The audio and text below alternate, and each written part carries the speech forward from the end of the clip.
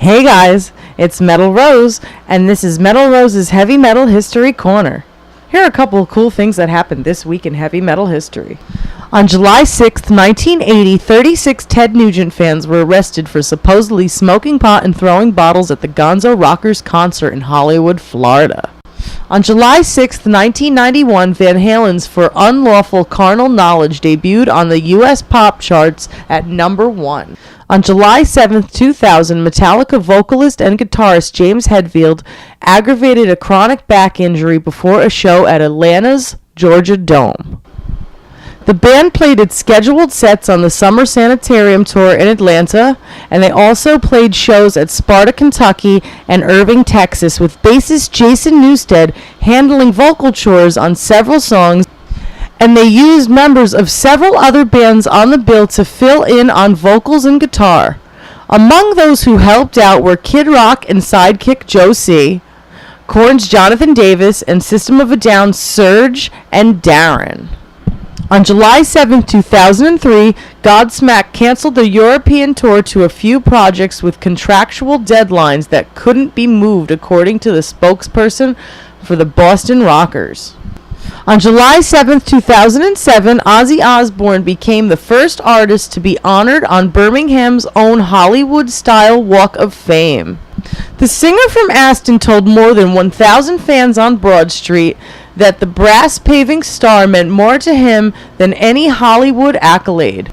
On July 8, 2003, David Lee Roth released Diamond Dave, during the course of which he covered The Doors' Soul Kitchen, Jimi Hendrix' If 6 Was 9, and the Beatles' Tomorrow Never Knows. Yeah, okay. I don't know. I'm really not into David Lee Roth. I don't know about the rest of you guys. I bet you all are, though. On July 8th, 2004, Scott Weiland of Stone Temple Pilots and Velvet Revolver was given 3 years probation after being found guilty of DUI in a Los Angeles court. On July 8th, 2010, Bret Michaels' doctors denied rumors that the singer faked medical emergencies. Some people were amazed by Bret Michaels' quick recovery after his brain hemorrhage, while others took it a little bit further and suggested that he actually faked the hemorrhage. I personally don't think he faked it. It's kind of hard to fake something like that. But we're really lucky and happy that Bret Michaels is still with us today, because he's a pretty cool guy. On July 9th, 1996, Deep Purple played Smoke on the Water for the first time in the Swiss city that inspired the tune. Pretty cool stuff. On July 9th, 1998, Scott Weiland, who was mentioned earlier on the show, although this relates to a different court appearance earlier in his life, missed his second court date stemming from a drug possession charge earlier in the year. His absence prompted the presiding judge to issue a bench warrant for his arrest. Bummer, man. On July 9th, 2001, James Hetfield, lead singer and guitarist for Metallica, checked himself into an undisclosed rehab to undergo treatment for alcoholism and other addictions.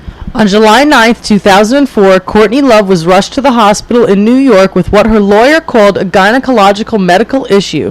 Police were called to her New York apartment after it was reported she was throwing bottles from her window and was handcuffed to the hospital gurney. She also missed her court date in Los Angeles, and new bail was set for $150,000. On July 9th, 2010, Slash featuring Myles Kennedy with special guest Fergie announced that they were going to be performing at the Sunset Strip Music Festival between August 26th and 28th. I want to wish a very happy birthday to the late, great Ronnie James Dio, who was born in Portsmouth, New Hampshire, and Dio was a wonderful friend of mine. I'll never forget him. On July 10th, 1994, guitarist Scott Ian of Anthrax married Debbie Levitt. I want to wish a very happy birthday to Richie Sambora, who was born in New Jersey on July 11th in 1960. On July 11th, 1999, Limp Bizkit started a 3-week run at number 1 on the U.S. charts with their album Significant Other. I want to wish a very happy birthday to bassist Phil Kramer of Iron Butterfly. He was born in Youngstown, Ohio. And if you're not familiar with Iron Butterfly, they're famous for the song Anagata Davida. And in my opinion, they're kind of early heavy metal. On July 12, 1979, Deep Purple drummer Ian Pace joined Whitesnake. On July 12, 1992, police arrested Guns N' Roses lead singer Axl Rose at New York's Kennedy Airport on charges related to a 1991 incident at a concert in St. Louis.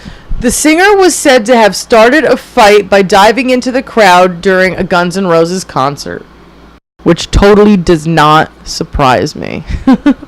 On July 12, 1999, Limp Bizkit frontman and Interscope senior executive Fred Durst was arrested in St. Paul, Minnesota after allegedly kicking a local security guard in the head during the band's show at Roy Wilkins Auditorium. On July 12, 2003, Rob Halford announced that he would be dusting off his leather pants to rejoin Judas Priest for an album and tour, their first together in 13 years.